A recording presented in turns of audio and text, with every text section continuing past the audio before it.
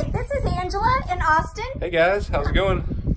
Well, we're ready to show you one of our favorite new showcase home, the Palisade in Crosswater. It's a 4-bedroom, 2.5 bath. We're going to show you a little bit of the living area today, kind of give you a teaser of what we got going on out here. All right, welcome home. As you can see, you got a big entryway here, straight to a nice flex room. All right. Got a space for an office if you wanted to close something like that in. It is a possibility. I know, and I love having a powder bath, don't you, Austin? Look at this gorgeous, gorgeous kitchen we have. Got the deluxe kitchen. As you can see, wide open floor plan. It's wonderful. It's great for entertaining.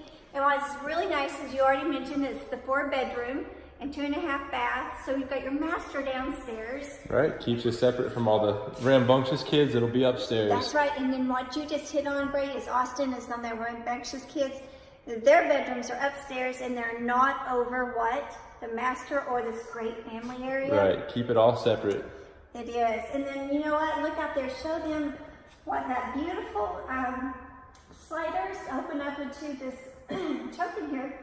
The wonderful open space.